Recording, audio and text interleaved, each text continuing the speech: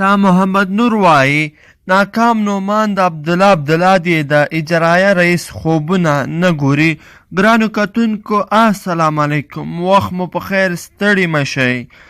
د موږ دغه چینل در سره سبسکرایب کړئ او دغه ویډیو را سره تر پایه پورې وګورئ.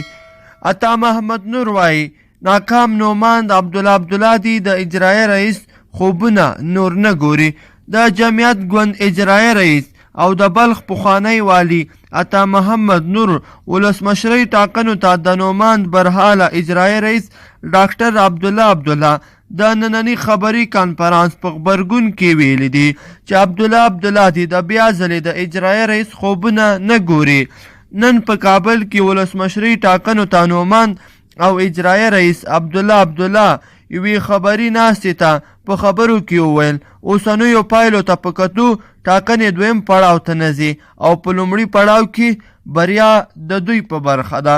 عطا محمد نور ویلي د عبدالله عبدالله همدې څرګندونو وروسته په خپله فیسبوک پاڼه لیکلي دي پوهیږم چې ماته خوړل ډیر سخته وي، په 40 کلنه مبارزه کې ما هم د ماتو تکراري لړۍ تجربه کړې ده. نوموړي عبدالله عبدالله ته په اشاره وویل عجیبه خبره ده، د غم او خفګان نه ډکې څېرې سره بیا هم وایي چې موږ ګټونکي یو. عطا محمد نور عبدالله ته په خطاب کې وایي لطفا 5 کاله وروسته د 4م ځل لپاره په انتخاباتو کې د بخت لپاره ازموینې کې تیاری ونیسي. هغه زیاتوي د بیا ځلې اجرایه رئیس ته د رسیدو لپاره نور خلک کوڅو او چوکونو ته د راوتلو حوصله نه لري. عطا محمد نور وړمه ورځ هم ویلي و چې د ابتدایي پایلو معلومات ښیي چې یو کاندید په لومړي پړاو کې بریالی شوی او دوهم پړاو ته اړتیا نشته.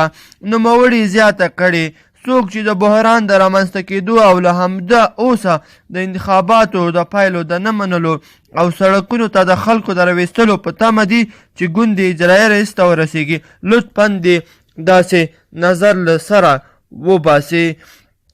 قرانو کتونکو کوم ویډیو خوښه شوي وي لایک کړئ او نورو دوستانو سره یې هم شیر کړئ. مننه.